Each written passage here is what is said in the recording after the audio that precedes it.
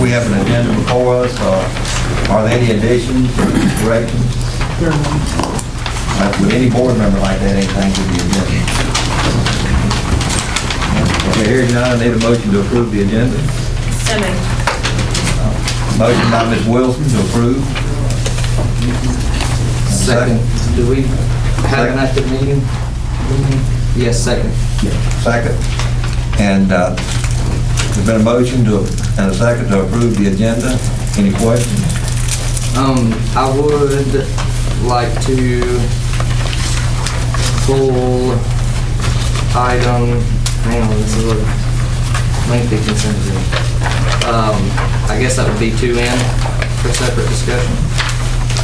Okay, when we get to the consent agenda, we'll do. All right. Okay, on that, we'll pull that out. Okay. All in favor of the motion, say aye. Aye. All opposed, nay. Motion carries 5-0. Ms. Rumack, please make note that all 5 board members are present. Mr. Doffage, the item B, item B. All right, we have a student recognition tonight, which is something that we haven't done in a while, but whenever I get a personal request from someone who has given something to our students, I think it's important that we follow through with that recognition opportunity. So at this time, I ask the board if they please come out front here.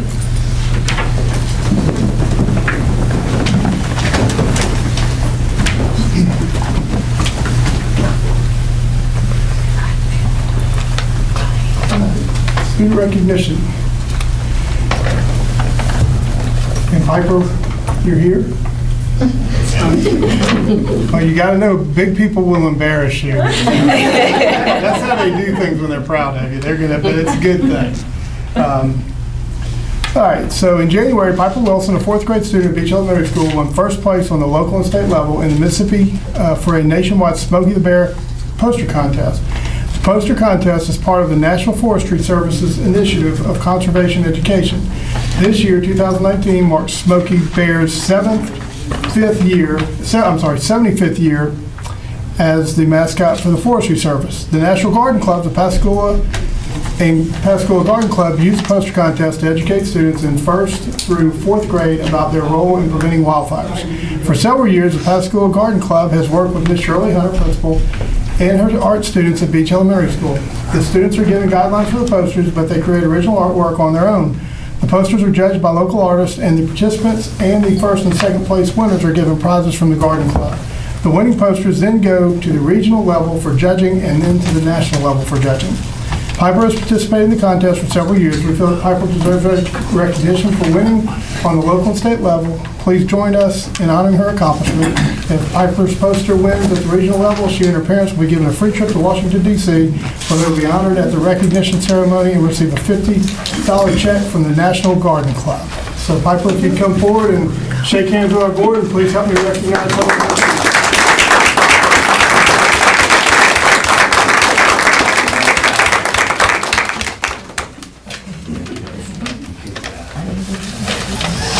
Piper, could I get you to stand by your mom and let me take a quick picture? You want all those ugly men in that picture? Thank you. I got it. Thank you. So Piper, I just want to go on record and know, did you get your artistic and your intelligence from your mom or your dad? Good answer. Yes. Good answer.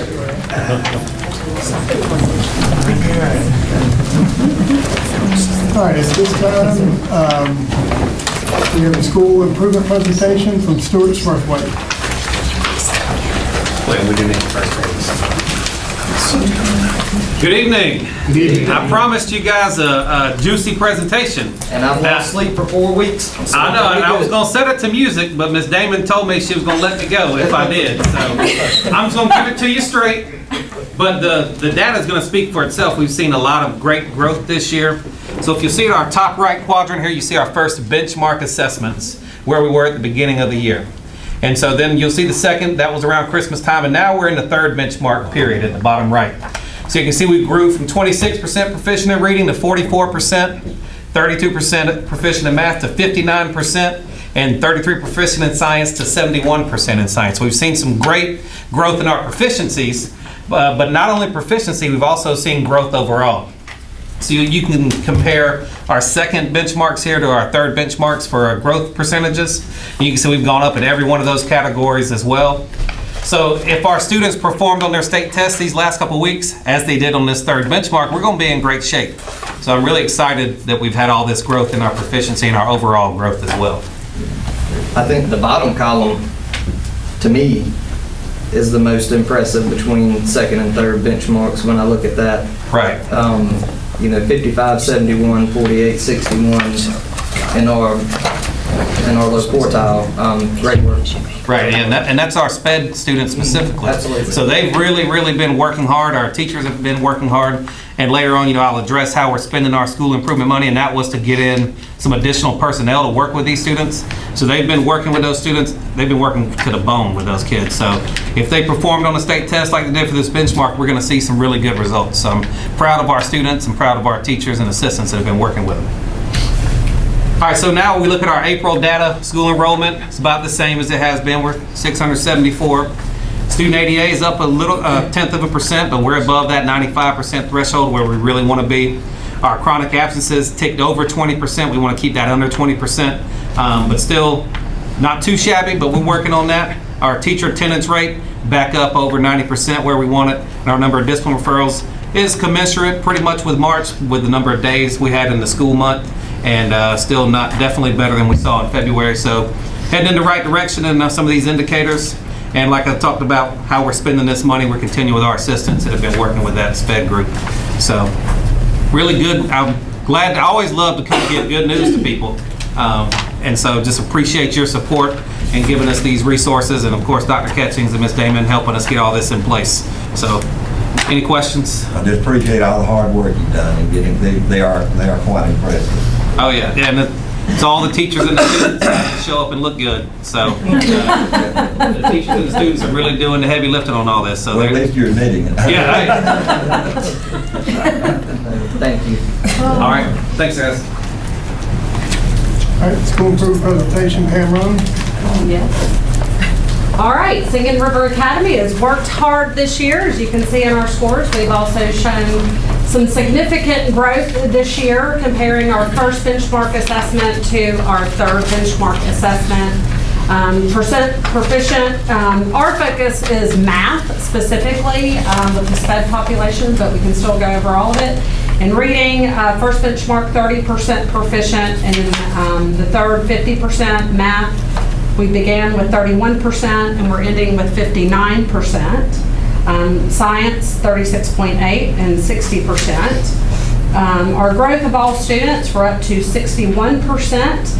And if you compare the second benchmark assessment results, the bottom 25% specifically focused on our special ed population, we were at 55% and we ended with 62%. So again, we've shown great growth and we are looking forward to our test scores. Like Mr. Smirthwaite said, we really try to motivate our children throughout all of the state testing to persevere through, stick with it, and do your best. And tell them every day, we are too blessed to be stressed. That's Just right, do your best. right. And that's all we expect them to do their very best.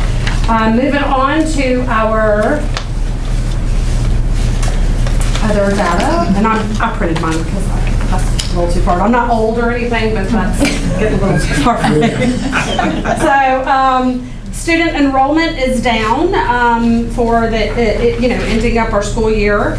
Our student ADA 95.64%. Our percent of students with 2 or more absences went back down to 25%, so that was good. Our teacher attendance rate, 95%, and our number of discipline referrals, 146. So that's Singing River Academy. Okay. Thank you for all the hard work you and your teachers do. Yes, And- they are amazing. We're Thank you. giving them the credit right now. They make it happen. That's right. Okay, so thank you. Any other board member? Dr. Myers, Nix, Collin Middle School. Good evening, everyone. Much like the other principals, we're excited as well One of the things we did differently at Calmer this year is we often have pep rallies for football games, basketball games. We held pep rallies for state tests, so before each group took their test, we got them excited about their state test, so we're excited about the results that that's going to yield. Looking at our data, in terms of our proficiency, kind of holding steady in terms of proficiency. We would like to see those numbers increase, but you'll see as we go forward with growth of all of our students. From the first benchmark in reading, we were at 37%, to our third benchmark in which we're at 73%, so doubled there.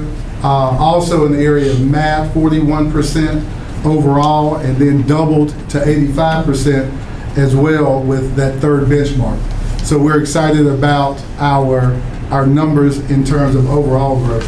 If you look at our bottom 25%, from our second benchmark, we went from 62% to 82%, and then in the area of math, 57 to 78%. So very excited about those numbers. And again, getting them motivated before the test, I think will yield those same results when they come back this summer. Looking at our other monthly data, with ADA, again, still holding steady there, just a few percentage points off, but holding steady from March to April. Looking at our students with 2 or more absences, again, you'll see that we have we've had a slight decrease there. Actually, we had a slight decrease, which is good because we have less students with absences. Teacher attendance rate, again, holding steady, 95%, 96% the previous month. And then referrals, still a challenge. It is middle school, and we're combating those on a daily basis with parent contacts and just being consistent in our classrooms. So, again, we're excited about the growth that we're making as well. Any questions? Just thank you for all the hard work you're doing. Thank you all. Yeah, I do. Yeah, that's impressive. I got a question. Dr. Nix, and I could have asked this of any of y'all. How does this compare to last year in terms of growth? Are these the same type of growth numbers that we were seeing last year? Are they higher? They are. They're relatively the same. You'll see tremendous growth from our benchmark 1 to benchmark 3.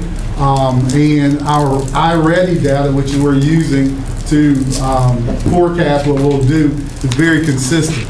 So maybe just a few points off. So in looking at our iReady data, looking at this benchmark data, we're pretty sure that we're on the mark from last year to this year. All right. Thank you. Okay, one last question. Okay. All right, I think in the top left-hand corner of the first page, it says the actual is a 328 C grade. That's right. Right? And then the goal is a 370 C grade. That's right. Where do you think we're falling in terms of what you're seeing from our growth from last year? Are we falling probably somewhere around the same as a 328, or is it hard to say at this point? It's hard to say at this point because ultimately when the scores come in, they scale the scores statewide. So I think just based on where we fell with comparison to other middle schools, we did drop a little bit. But in terms of our day-to-day operations and our benchmark goals, we're meeting those goals. Thank you, sir.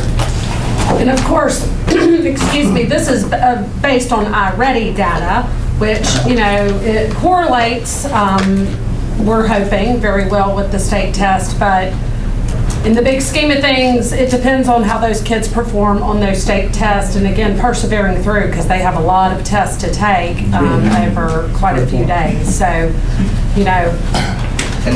that was something I should have thought to maybe add to the agenda, and I don't want to get us too off topic here, but I know we had some discussion at a previous work session, understanding that law dictates that we use a screener. We do have some liberties as to what screener we choose to use, and the question is always floating around there, are we using the right tools for the job?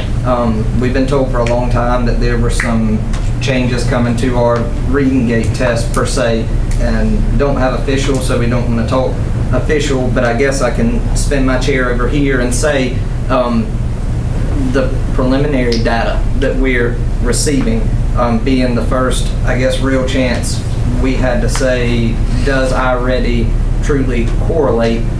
did we fall about where I already told us that we were going to fall? Did the tool do its job? And Yes, on reading gate, it's about 65% accurate. The issue is in the kids who it predicted to be a 3A, which is the bottom part of a 3. If you take them and include them in that, it's about 85%. Their research across the state of Mississippi says they're about 80 to 81%, depending on reading or math, correlation of being right. Yep. But again, it comes back to that day, that child, and being able to get through that assessment. So, you know, I mean, it's a good predictor. It's one of the best we've seen. Sure. It's why we don't use the other product that we've used before, because it was nowhere close to that predictor, and it was just another test for kids, so. And it was a positive point that I was trying to raise so the board would know, you know, with the diagnostic tools at our disposal, if we have one that looks like it can accurately predict placement for 4 out of 5 students that are in our facilities, I think that's pretty impressive as well. You know, so I know there were questions around, is that the right tool for the job? Hopefully that clarifies some of that. Good evening. Good evening. Dr. Kara Payton, principal at Pascagoula High. You will see on Pascagoula's first page, unlike the K-8 schools, Pascagoula High School nor does Gautier High, we have a benchmark assessment. So you don't see the first benchmark assessment, those were last year's test scores. So we won't know until we get this year's test scores what we're compared it to, which is one reason after talking to superintendents and principals from high-performing schools across the state, we decided to use a big chunk of our school improvement money to purchase Case 21 benchmark assessments, because that's what they're using. But by the time the state released the funds for us to get the benchmark assessments, it wouldn't have been in the student's best interest, the teacher's best interest, nor would it have been fiscally responsible to purchase it this year. So moving forward, we will have a benchmark assessment, and that way we can better track progress and predict performance. Next page. All righty, you will see our school enrollment, 1037. It's a dip from August, not significantly from March, but it's a dip from August. Student ADA is around 90%, and as I have stated this each month, that our struggle is attendance at Pascagoula High. We have all the resources we need. Our teachers work, but we're going to have to get more proactive and more vigilant about getting our babies to school and getting them to stay there. We're currently working on a newer attendance plan for next year, in addition to all of our other end of the school year things that we're working on. With 45% of our students missed 2 or more days in the month of April. Our teacher attendance rate was 94%, and our number of disciplinary referrals were 275, and I will reiterate that attendance is a behavior. So our school feels more calm, our discipline feels a lot better, but when you lump that attendance in there, it makes our numbers skyrocket. So that's why it's 275. It's not that we're having more students misbehaving, it's just that when you lump our attendance in, it makes that number skyrocket. Any questions? So with your, and I don't know how this data populates, but I know like at your level, it's not unrealistic to say we have students going on college days and things like that. Does that calculate separately? Or do you know if that rolls up? It falls in the same category. So yes. If we have a student that takes 2 college days, they will show as a chronic absentee, I guess is my, okay, so it's, yeah. So, I don't care for that. Yes. Yeah, I had a similar question because it seems obvious that high schools are going to have less attendance percentage than middle school and elementary school, because there's so many opportunities, legitimate opportunities to leave school, and not to mention you have senioritis and juniors just want to go. They have cars and they can go do this and do that. It's just part of it. So where do we compare to other high schools? I was going to say attendance across the nation in high schools is an issue. But when I compare it to districts near us, Moss Point, even Gautier High School, Ocean Springs, Pascagoula High School had a greater number. I don't have the numbers in front of me. I can forward them to you tonight. We had a higher number of students who were chronically absent. Now, chronically absent means you missed more than 10% of the days that you were supposed to be there. So if they were supposed to be there 180 days, that meant they missed 18 or more days. So that's a lot. I mean, nobody's taking 18 college days. Yes. So looking at it month by month, chronically absent means 2 or more days. And we shouldn't really have students taking 2 or more college days in a month. We try to be mindful of them not missing too many days each term. So we just believe in being honest, and attendance is our thing. Sure. So if we get them there, we'll do well. So we're just working on getting them there. Any other questions or comments? Okay, thank you, Ms. Dr. Payton. Do we have any visitors, Mr. Dolphins? We do not. Item 2A. We're grouping several routine items into a single consent agenda. Any board member may request that any or all items on the consent agenda be removed and considered as a separate item. If no such request is made, all items on the consent agenda may be approved by a single action motion second vote of the School Board of Trustees. Consent agenda for May 13, 2019. Request for approval of board meeting minutes, April 8, 2019, April 17, 2019, April 26, 2019. Request for approval of personnel resignations, recommendations. Request for approval of docket of claims for 2019. Request for approval of student assignment transfer. Request for enrollment of in-district students whose parents are employees. Request for approval of out-of-district students whose parent is employee. Request for approval of removal of equipment from inventory disposal. Request for approval of ACT UP A+ proposal. Request for approval of single source purchase, curriculum associates. Request for approval of donations and grants. Request for approval of use of facilities. Request for approval of advertised for diesel and gasoline bids FY 2020. Request for approval of the contract with Rosemont Consulting Services, which Mr. Johnson requested be pulled. Request for approval of special non-renewable local license local district request. Request for approval of construction change order number 2, Trent Light Academy and Central Office 2018 improvement project. Request for approval of construction substantial completion, Trent Light Academy and Central Office 2018 improvements project. Request for approval of applications and certificates of payments. Request for approval of new board policy IIAA state testing. Request for approval of revisions for student handbook for 2019-20 school year. Request for approval of classified personnel for 2019-20 school year. Request for approval of bid for PHS cafeteria serving lines and dining hall seating. Request for approval of A+ teacher stipends. Request for approval of 2019-20 athletic supplements. Request for approval of 2018-19 extra duty supplements. Request for approval of 19-20 S.Y. Carl Perkins state funds. Request for approval of overnight field trip Skills USA. Request for approval of overnight field trip DHS speech and debate. Request for an overnight field trip DHS tennis state tournament. Request for approval of overnight field trip JHS boys and girls soccer teams. Request for approval of overnight field trip GHS girls golf team. Request for approval of overnight field trip PHS boys golf team. Request for approval of overnight field trip PHS girls basketball. Request for approval of overnight field trip GHS girls basketball camp. Request for approval of overnight field trip PHS cheer squad.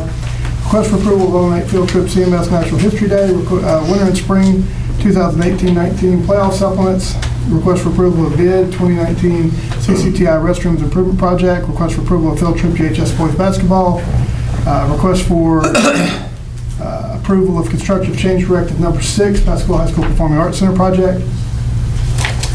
And Johnson, you said you would like to pull which one? So I did say 2 in. I was scrolling through wrong. It was actually 3 in. I was looking for.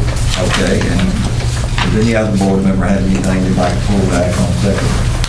Well, I got a couple of questions on some, but didn't want to, I intend to vote for them. I just had a couple of questions. So I don't know if it's necessary to pull them, you know, and then we all have to take a separate vote. You know, you see what I'm saying? Yeah, what we'll do, we'll get the motion in the second, then on the discussion, then you Okay. It's on that side. It might be that other. I got to make the recommendation. It is recommended that all items on the consent agenda for May 13, 2019 be approved. It's room now. All right. Okay, you've heard the superintendent's recommendation. Do we have a motion? Motion by Mr. Irving. Do I have a second? Second. Second by Ms. Wilson. Okay, now. There we go. Let there be light. We have a motion and a second. Any discussion? Okay, I have a couple of questions about a couple of items. All right, and part of this is just because I'm new to the board and I'm learning. We're disposing of a lot of equipment. Where does it go? Where's the equipment go? It is literally thrown in the dumpster. Okay. Well, when the board votes, it's saying that it no longer has useful life. Yeah, and We take the material, my department will determine if it needs to be disposed of, and Ms. Grant is correct, we do dispose of it. It goes to a staging area at Gautier Middle School, and then we have a company that comes from Jackson, Mississippi, and they take it and they dispose of it properly. They completely destroy the hard drives. There's procedures that we have to take into consideration, but we do dispose of it properly. And things like flat screen TVs, projectors, stuff like that, are they obsolete? Are they no longer working? Like, I mean, both? Yeah. Either or? Okay. Yeah, when a school decides they want to dispose of something, my department has the discretion to say if it is completely obsolete or if it's something that is still usable. If it is still usable, we will take it and keep it in our department and we'll distribute out to someone else who may need it or may need to, to utilize it. But anything that we dispose of, it's not usable in the district anymore. Or something has occurred to it to cause it to be unusable. Well, do you cannibalize these things and get any parts off of them that you might need?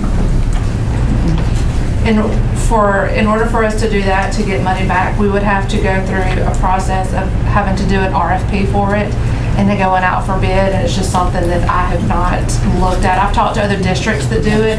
If it's an Apple device, you may get a little bit of money, but for PCs and things, you're not going to get. No, but I'm talking about parts that you might use in other computers. Oh, yes, sir. Yes, sir. Sorry, we do. We do. We'll, the technicians pull things that we can utilize and restore. Okay.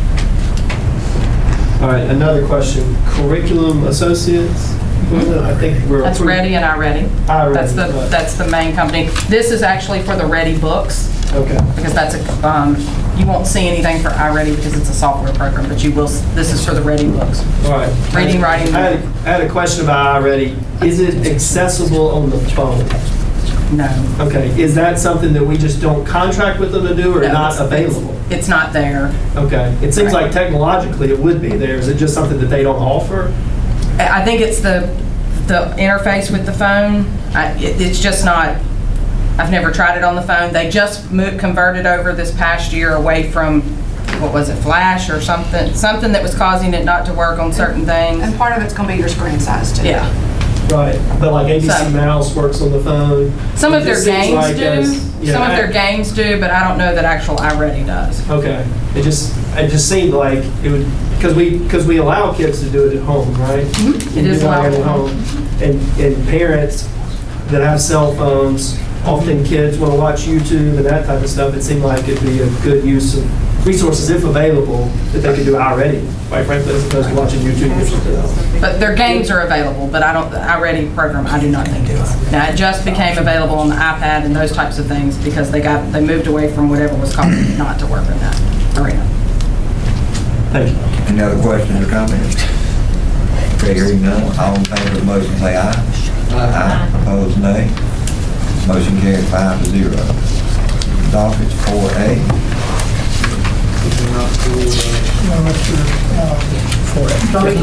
Oh, yeah, Mr. Johnson, sorry about that, Mr. Johnson. And sorry, Ryan, I know you may have let out a sigh of relief in the beginning and then had to take it back. So, I know you are, brother, and so this is new to me as well, so I apologize for not getting with you sooner, but I just have to ask how this eluded us up until this stage in the project, right? And so I'm wondering. Just because they didn't dig the hole until now, and so you didn't know you had unsuitable soils until you get out there and dig a hole in that particular area of the site.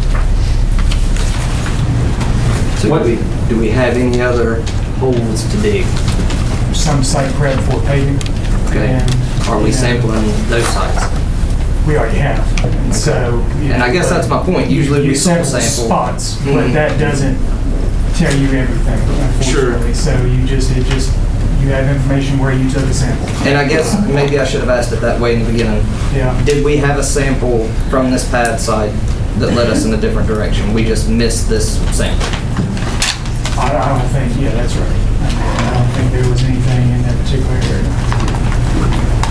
If we we were gonna have a chiller for the building. I mean, like, we did that before we really had a building design. That's not uncommon at all. You know, it did not revisit that. You know, I would say it's also around the softball field house. You know, you thought you would have had slightly better fill and material around there, and you don't. So we're actually working in that area, so. Okay, so moving forward, do we feel like we have the samples that we need for pad type locations? I understand we can't sample all of the sidewalk. We can't but when we're talking pad type locations, we can get there, right? So do we have what we need for that?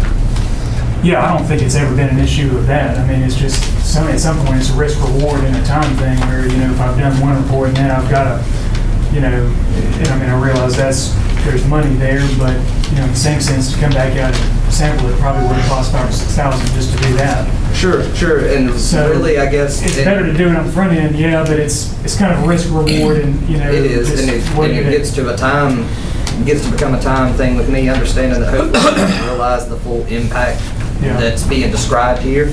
But when you start talking about a 30-day lag to my critical path, that's big to a project that's, and I understand that it's not going to be there. It's a 0-day lag. They just want to claim that it's 30 days. And sure, but those are the kind of things I that completely understand that pop out there. And so when we're, you know, due to weather conditions, not saying it's been due to any performance on anybody's part, but when we have a major project that's lagging already, and then something like this, and they say 30+ days, which you and I both know that that's not real. But those are the kind of things I hope we can avoid in the future. I agree with that. So, yeah, you saw this was revision 3 of their change order request, and so we, believe me, at 5 o'clock we were having ugly words to get to this point, and, you know, I took it to the UPS door at 6:20 so we could get this done. Gotcha. But this was, anyway, a lot of back and forth last week, and we're in a lot better place than we started as well. So Good. They're great questions. So. Okay. That's That's it for me. okay. Mr. Doffridge, item 4A. Didn't we vote on it? I thought we voted. Okay, I thought we voted on it. Okay, I'm sorry. Okay, we've had all the discussion. We have a motion and a second. All in favor of the motion, say aye. Okay, I'm still thinking of the vote just before this. Maybe I lost something. So I will, however, make a motion that okay, we accept item 3N. Okay, say that again. Make a motion that we accept item 3N. Okay. Motion to accept item 3N, and do I have a second? Second. Okay, seconded by Ms. Wilson. Any discussion? All in favor of the motion, say aye. Aye. All opposed, nay. Motion carried 5-0. That's why I got messed up. We voted on the agenda. I forgot about the floor. Okay, now 4A, Mr. In order to better serve the students in Pascagoula-Gautier School District, the administration is recommending the revision of the following policy. GBDA, residence requirements for school district employees, is recommended the Board of Trustees approve the attached revisions for GBDA. You've heard the superintendent's recommendation. Do I have a motion to approve? So moved. Motion by Mr. Johnson to approve. Do I have a second? Second. Second by Mr. Irvin. Any discussion on the item? Hearing none, all in favor of the motion say aye. Aye. Opposed, nay. Motion carried 5-0. We'll go down to the information report, 5A. First look at the vandalism report. Still looks good on that restitution. I know we were in the process of maybe gaining some restitution. Do we have any more information on that? Assessment, I think, obtained the police reports on that, Mr. Hutchins? Yes, we've got the information, have sent a demand letter to the responsible parties. Have not gotten a response yet, but we'll be in a position to take the next step. Okay. Any board member have any discussion on the vandalism report? Okay, the board going forward. comments by the board?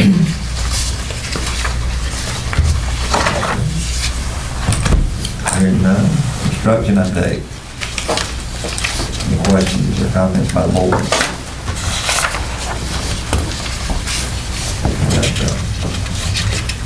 Performing Arts Center out of the way, so. Okay. Hearing no discussion on that. We'll go to the monthly financial reports. Is there something you needed us to look at? Okay. Okay. Actually, the decal things earlier, I didn't know if that's something. No, he Gotcha. he gave us everything on the construction updates.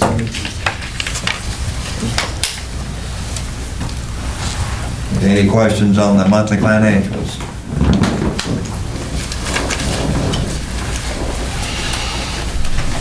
And Mr. Doffage, 6A. We, Review those policies, JHF and JS. Does anyone have any comments about what the policies are? Do we need to look at some more in depth, or?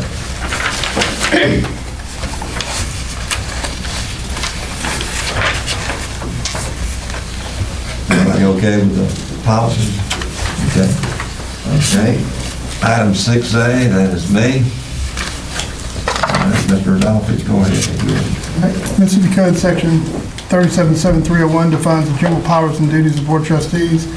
Section addresses the duty to employ and fix duties and compensation of such legal counsel as deemed necessary.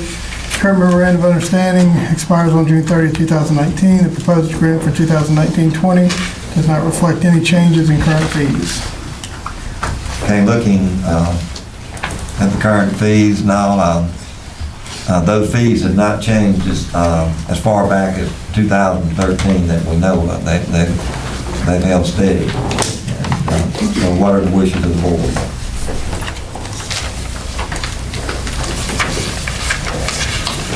We have a motion to approve the contract. Do we have any? Oh, yeah, if you're looking for a motion to approve, I'll give you that. When you were asking for wishes, I didn't know quite there, but yeah, Okay. appreciate that in the service. I'll make a motion that we approve. Yeah, I'll second. Okay, motion by Mr. Johnson, seconded by Mr. McNeil. Any discussion on the item? Hearing none, all in favor of the motion say aye. Aye. Opposed, nay. Motion carries 5-0. Next item, we need to schedule a budget work session, and the administration suggests Friday, June 7th, at 8 a.m. Does anyone have a problem with that? or- I won't be able to do any sessions during the week. I cannot leave work for more than an hour every day. So I know people are busy weekends and all, but like a Saturday morning or even an afternoon during the week, I just cannot commit to 4 hours or whatever during the week. And that June 7th date, that's actually the date of training for the new board. Okay, so they couldn't be here. Taylor and myself probably be at the training Okay. on that day, but I mean, I'm open to Well, Tracy to Yeah, well, we're, Trying to okay, we know that's a accommodate your problem. schedule. What do you suggest, Mr. Dawkins? Well, I'd like to have Ms. Rumenap send out some potential Saturday morning Okay. opportunities, and we can do a 4-hour meeting. But I'll send you out the next available Saturdays. Okay, we have 6D, Mr. McNeil requested to discuss the athletic director position. Yes, could we change the order of this? I don't know how long these discussions will take. It's more just discussion items, but in the event we run off and start, I don't want to take up everybody's time. Okay. They're not necessarily time sensitive, but can we talk about the tuition policy first, which is F? That's the only one that really seems like it could be somewhat time sensitive if the board and the administration wants to do a tuition. But this is my thoughts on a tuition policy. Gulfport, Biloxi, and Ocean Springs do tuition. I've had parents that work at the college, for example, or work at Ingalls, or work at Chevron, or work other places in our community, say they would welcome the opportunity to send our kids to the school district. As y'all know, our community has thousands and thousands of people who come in every day and work here. And it seems to me reasonable that if our neighboring school districts have a tuition policy and we have the type of community that we have with parents coming in at such high numbers, that it's something that we should at least entertain and discuss. And I know as a district, we often want students and parents to buy in to the district wholly. And if you are paying tuition to go to school here, you are literally buying into the district. So that's my 1-2 minute summary of my thoughts on it. I don't oppose anything like that. If someone wanted to come in and pay, actually, Mr. McNeil, if we have a policy that would, you really want to come to the district if you want to pay. I don't disagree with that. That's kind of where I'm at. I have a sister that does that in Grand Bay. They live close to the line, and so she pays to send her kid to school there. I don't think it's uncommon. I don't know, what it does for, as far as your budget. I don't think you're going to get, but I do like the idea that if you, that making it an option would be a good, I don't know that it would be a bad thing. I don't know that we'd have an influx of, 500 students out of nowhere. I don't think that would be an issue. I think, more, I don't know. I think if you are buying in, you definitely have a vested interest for sure. I don't see any issue. Nothing comes to mind that would make me not want to have a policy like that. Okay, Mr. Johnson, you have any comments? And I guess same, immediately on its face, it sounds great. I'd be interested to hear from administration if there's any caveats to these types of policies that maybe don't show themselves at face value, or... Damon, you get... I echo some of the same comments. Your only issue becomes in hardships, because you're a public body. If someone were to claim a hardship, then it has to come before you, and there becomes your non-tuition pay person. And so I guess Gulfport, Biloxi, and Ocean Springs, they have to deal with that, some type of hardship issue. I have a question for Mr. Sessoms. We have a lot of Alabama residents who come in. Are we prohibited from having Alabama residents pay for tuition and go to our school? I guess on the tuition issue, I pulled some, like you mentioned, Mr. Middle, Biloxi, and some of the other neighboring school districts, and they do have policies, and they have, certain amounts in tuition. And I've talked to one of the attorneys for one of the neighboring coast districts, and some of the things in terms of looking at how do you price this, how do you charge an amount that will capture the amount of ad valorem that may be out there that would be required to educate the child. I'm not aware of the numbers of Alabama students that are enrolling here.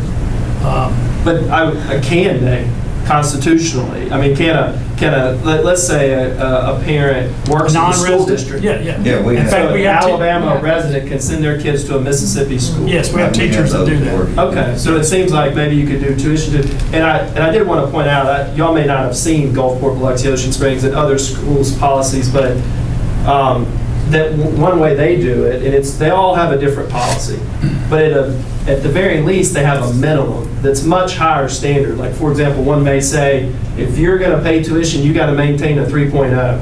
And if you want to go to this school, like I got a friend who sends their kids to BioView in Gulfport, and he gets a letter every year at the beginning, because he lives up in the county, and he sends his kids to BioView where he works. And it says to him, if BioView gets full, you're out. and you don't get a refund. It's a done deal.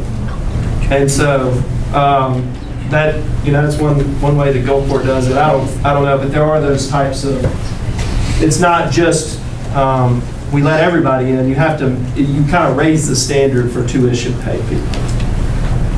Because it is a potential for, at least that's what other school districts have done. We would be up for whatever, I think.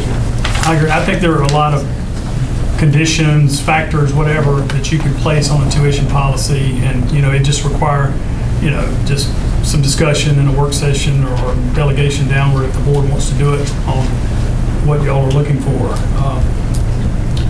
I'm not so sure, and I'd have to look at it about whether a hardship would be required, since it is, it's a benefit to whoever that parent and student is if they wanted to come here. I mean, you would think they'd be entitled to their own free and public education in their home district. If they wanted to come here, that would be, in essence, a privilege almost.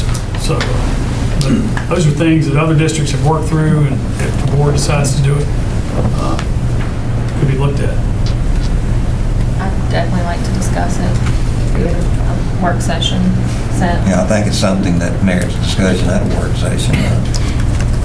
I mean, when would you like to have a work session along with the budget hearing or what? It's fine with me. We could do that, couldn't we, Kelly, have a work session along with the budget It is kind hearing? of a budget item. Yeah, I mean, the budget It is budget essentially a work item, yeah, session that's true, anyway. so, Right. yeah, okay. I think my thinking was, while these other discussion items, they're not as time sensitive, but if we, as an administration and as a board, we wanted to move in this direction, I think it makes sense to have it in place before the school year. I agree. I think that may be a little optimistic, but it could be done. But I think this is going to require some thought and debate on y'all's part as to what to include, what not to include, looking at other folks and how they've dealt with it. Yeah, I think we would probably have to, get a policy where you're going to have to let us know by, say like May the 1st, if you want your child to come to our school next year, or even before that, we need to know, how many teachers we need to employ. Mm-hmm. I mean, we could get an envelope, we may not get any. Right. Well, there's a few integrity issues that we have to make sure that are guarded against, and one is people that would pay the tuition of students to come to our district for athletic purposes.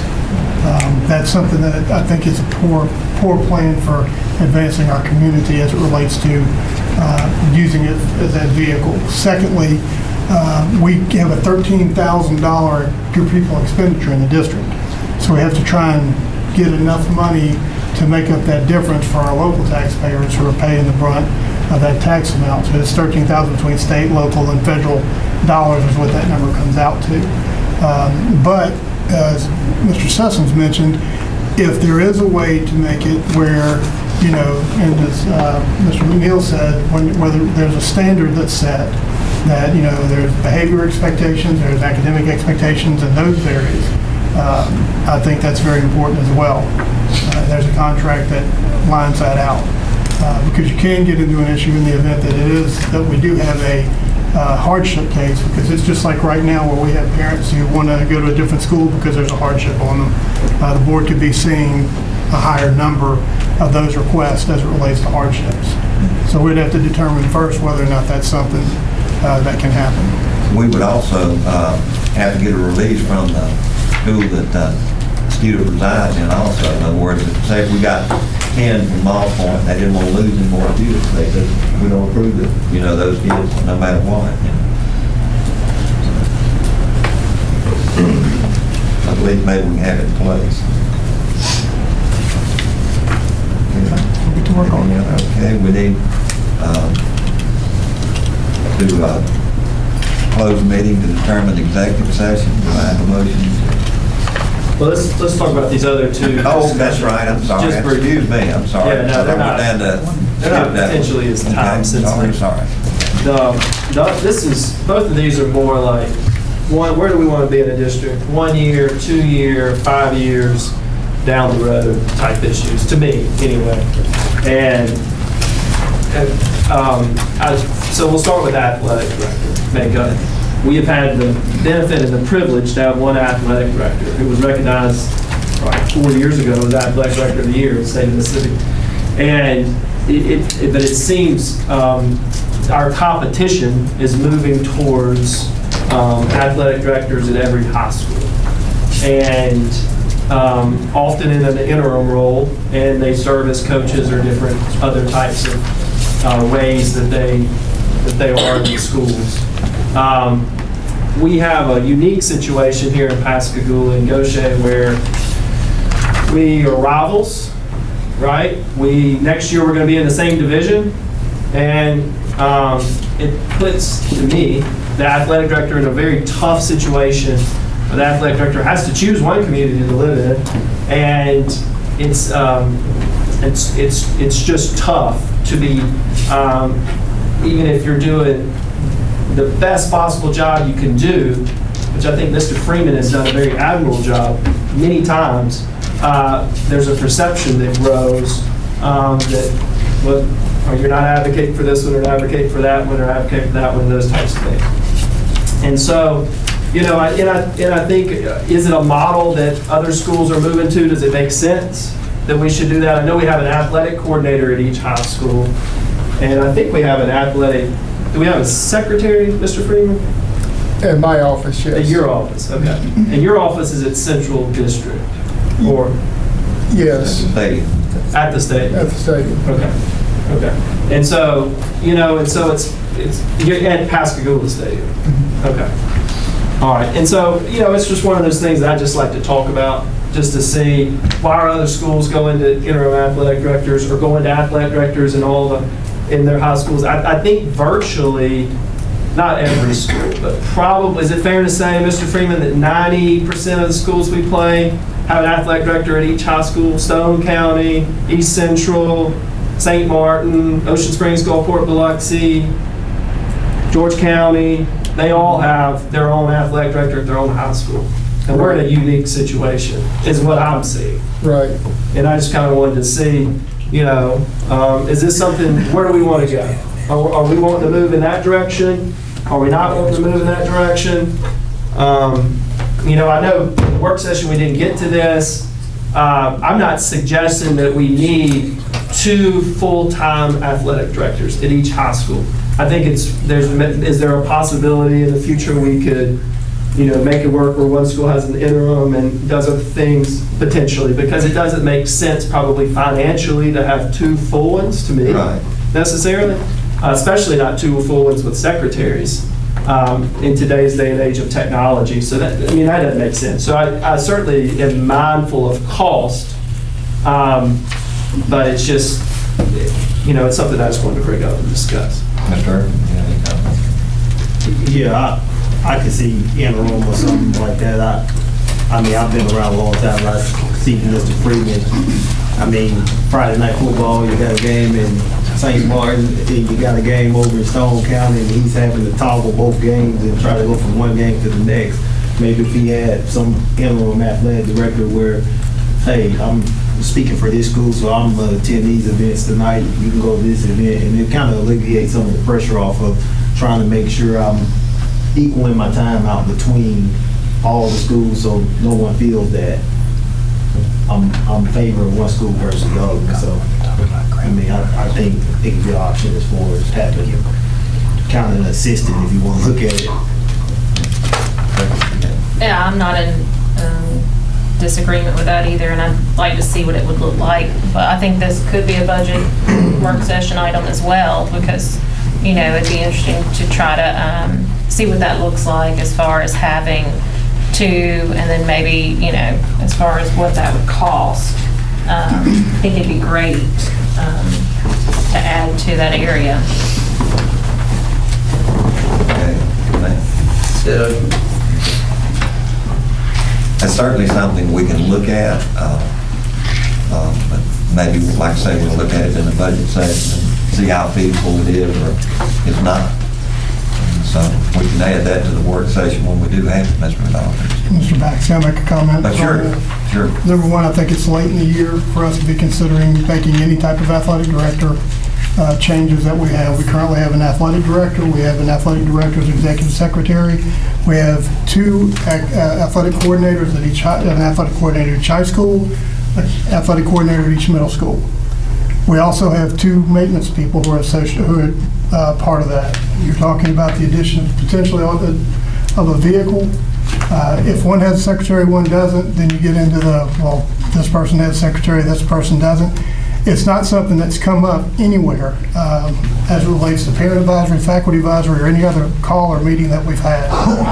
The issue is, in this budget year, we have 2 grants. Somewhere they're $45,000 apiece. $42,500 apiece. We have a strategic plan that this district is guided by, and we finished 60% of that plan. On that, increasing the number of nurses we have that are available to our students is one of the key factors that we're looking at. From a financial standpoint, I don't think we can entertain adding more personnel in a spot that we don't have it in our strategic plan.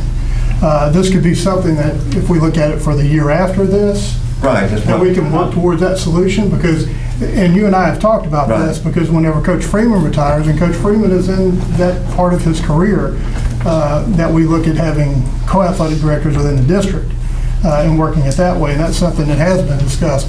But this year we have the opportunity, and we just received the grant news today that we're going to get $42,500 to help us supplement in 2 new nurses, which is part of our strategic plan. $42,500 each. Yeah, $42,500 each. So that will compensate us, and that's a 5-year commitment that this grant has made. But we have to find those new dollars now in order to do that. Secondly, we still have a roofing project that we're trying to make sure we have every dollar in place for Gautier High School coming up.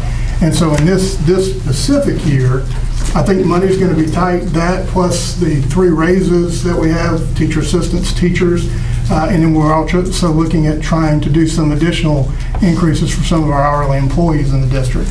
But that's something, again, that becomes a budgetary constraint. Now, as it relates to the next year, that's a much better opportunity for us to organize for. I think we can still discuss it. Yeah, I think that's what Mr.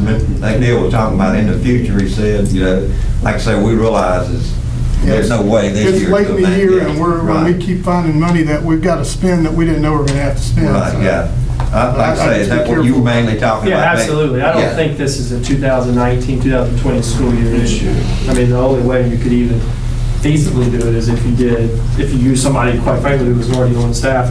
I mean, I just don't even think it's been really feasible for this year. So I think it's a long-term plan deal. And then we could go ahead and start talking about the future, analyzing how other schools are doing it, and where do we want to be in a year, 2 years, those types of things.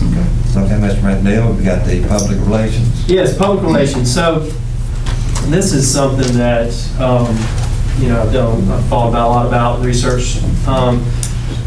So we have a communications director, and Miss Anglin probably has the most remarkable voice I've ever heard. I certainly enjoy receiving her phone calls. I think she does a very good job being communications director. I've bounced around potentially having a public relations director as well, or someone who is almost solely focused on public relations. We have a budget. What's our budget? Like $90 million, Mr. Rodolfich? They're roughly a $90 million budget, and 1,100 staff, thousands and thousands of parents, thousands of kids roughly in these schools, thousands of businesses, thousands of community members. It's a lot of people to communicate with, and I think Ms. Anglin does a very good job trying to do it as communication. I think it's too much to ask Ms. Anglin to be, I don't even know if she's supposed to be doing public relations, quite frankly, and I think she does do a lot of it, but I think it's too much to ask one person to do, to be solely focused on public relations. I think the district is too large. And I don't know if we need to occasionally just hire a consultant to help out with public relations, if we need our own public relations position. Some school districts do have public relations positions, but I'll give you some examples. I was talking to a parent a few weeks ago. She sends her daughter to Arlington Elementary. She's going to move to Louisiana this summer. And she said the primary motivation was that her daughter doesn't go to a very good school. And I engaged with her quite vibrantly that her daughter goes to an A school district. It is an incredible school, and we had a very long discussion. And she did not know that her daughter's school was an A school. Just did not know it. When I drive by Singing River Academy every day, and a lot of our schools, when I drive by Trent Lot every day, there are wonderful things. The CCTI, when I drive by that pretty much every day, there are wonderful things going on within the halls of these schools that our community just doesn't know about. I think probably 99% of our community doesn't know that Cherokee and Arlington and Gautier Elementary are A schools this year.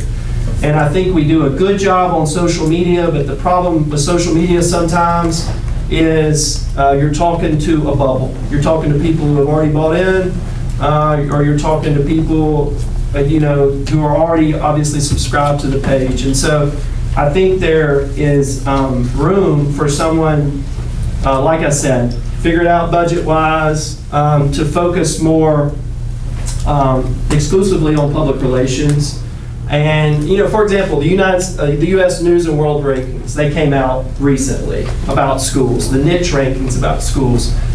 Someone who's focused more on public relations could set up meetings with them, find out specifically the criteria that they're using. How do we get higher in those rankings? Because sometimes a lot of those types of rankings is just providing the information to them and putting, quite frankly, a good face on it.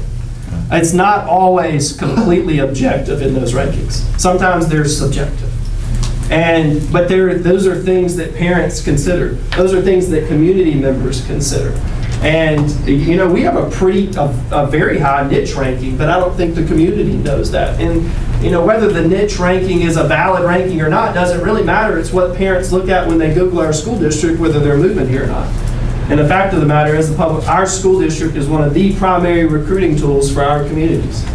And so, for all these reasons, I think it could help with branding. I think it could help with interviews for career academies, so our superintendent and other people don't have to do it every time.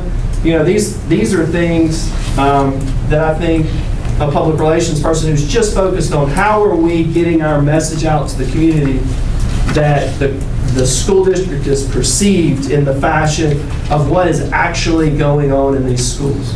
Because what is going on in these schools, sometimes I get the feeling, is much better than what our neighboring communities and what sometimes our own community feels like is going on in those schools.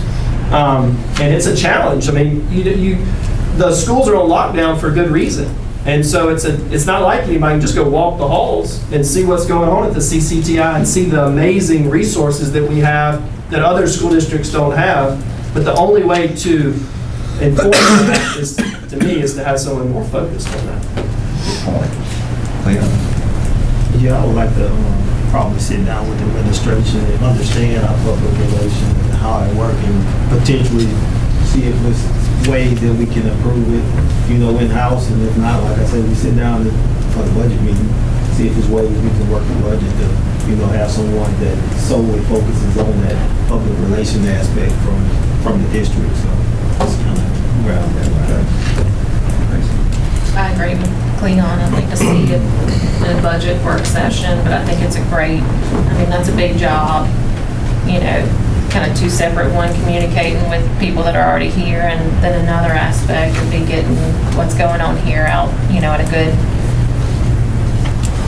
getting that good perspective from, the community and either other communities of what's really going on here and all the amazing things that happen in the schools, and not the stuff that, gets shared on Facebook. Echo a lot of the same. It is something that I think we would need to take a little bit closer look at, and how we would want to phase that in long term. I don't know if there's a pillar high enough for me to stand on and sing Miss England's praises. She has been awarded and honored from one end of this state to the other across the southeast region of the United States for not only communications but media relations, and the list goes on and goes on. I don't know if it, and understanding completely the points that you're raising, is it not something as simple as an expectations shift in maybe the way some of our business is done? Because I think if expectations are set, we do have people in place that could rise to and meet them. And yes, understanding we don't want to overload and overwork our employees. I just think, again, that's something that we wouldn't want to hasten into, because times like this, when niche rankings come out, when we're implementing college and career academies, when these big changes are happening, absolutely, I could see the need to have that strategically formed up and presented to the community. I don't know that we have need of something like that full time, and so that's the conundrum we have to look at. Is it something that we want to think about maybe consulting on these big jobs only, kind of like we've talked about with the Career Academy, or what that needs to look like? I just think that's something that's going to take a good deal more in-depth discussion. Well, the previous board, we talked about Ms. Anglin, about what a wonderful job she does, and how, she works so hard. She has to be at every event, take every pictures and all, and we talked about getting her some help, and so that's something we'll certainly look at in the budget session. And I'd like to hear some comments from Mr. Doffridge right now. Yeah, well, first of all, Ms. Anglin is probably, outside of Clinton School District's PR person, the most recognizable school person in the state of Mississippi when it comes to public relations. We have won the National School Public Relations Award on multiple occasions. We have won the Southeast Regional Public Relations Awards. And I'm talking about over here, and I've got a list prepared for the board after this meeting, and I don't disagree. She needs some help, no question about it. And I'll give you an example of what she does. We have hired a photographer for graduation at the 2 high schools, because every year for the last, as far back as I can remember, we provide a free digital picture to every parent that comes across the field as a graduation memento. And this is all free. So, you have photography companies that make money off of it, but we try to do this as a service to our parents. And it's one of the nice things I think we do. We released a hard copy district newsletter earlier this year. It had every ranking of every school that went to every household of every parent in the district. Full color, with right on the front, our rankings were there, and how we did this year. So that's another area that she covered. But right now, just so the board's aware, we're working on 2 commercials for the Family Interactive Center, which are not high budget commercials, but they're going to be something that we can run on the local television about all the services available at the Family Interactive Center. We're also working on single page documents that will be distributed to realtors about some of the things that we do in our school district. So realtors have something concrete to put in the hands of potential home buyers, and we're trying to have that ready before the month of June. On Wednesday, we're meeting with Hummingbird about the bridge concept. They're coming in to show us some ideas that they have. She is very difficult to replace, and she absolutely could use some additional help. Jeannie Steer, who works in our technology department, who is walking or riding around on a broken leg, she's been phenomenal. I mean, because she's rolling around every event trying to make sure, and again, because we post so many pictures to social media to make sure that people are getting them. Mr. McNeil brought up the poster concept about, banners for buildings. And I love the idea. I love riding by Senior River Hospital and seeing those huge banners with what they do. And so we're working on some of those concepts, not only for Family Interactive Center, not only for CCTI, but also to hang on the outsides of some of our other buildings in the district. So all those things are at work right now, and I don't disagree that Debbie Anglin can use some help. I think that we would probably look at a lower level communications person with her. But I think that she has experience of working for the media for 25 years before she came to our district, and our contacts are excellent statewide. I mean, people from, what's the big news agency? The National News Agency from? Canada? No, Associated Press. What is it? Associated Press. Associated Press reporters call me directly. They have my phone whenever there's an issue that comes up, and I've been called 2 or 3 times a year. LOX, I'm on speed dial for them anytime any event comes up, and it's because Debbie always makes us available for comment whenever there's something that comes up. And then the other part is, typically I'm the spokesperson for the district, but there are other people who have the opportunity to do that, and I have sent some interviews out in other directions for that. So there's a lot of work around that, but I absolutely agree that we could use some additional help for Debbie. Have we thought about getting with any of the local colleges and all about maybe internships for PR people? I mean, You know, that would seem, you know, they'd pull new ideas and all and give a little help, you know, even if we hired another person. And I'm hoping our college and career academies can do some things that Paige Roberts, who's now over the Chamber of Commerce, because she had a fully operational news team at the high school, Pascagoula High School, when I was assistant principal there. And I would love for us to get back to that level of technology at both high schools, where they're creating their own news shows, and that is done all around the state of Mississippi at schools, so it's very doable for us. But yeah, that's something that we need to look at. Now, I can get down to the approval to close the meeting to determine executive session. Do I have a motion? Motion by Ms. Wilson, do I have a second? Second. Second by Mr. Irvin. Any discussion? All in favor of the motion, say aye. Aye. Opposed, nay. Motion carries 5-0. Thank you, principals, for hanging around. Appreciate that. You didn't have It's to always stay, a but pleasure. we appreciate you being here.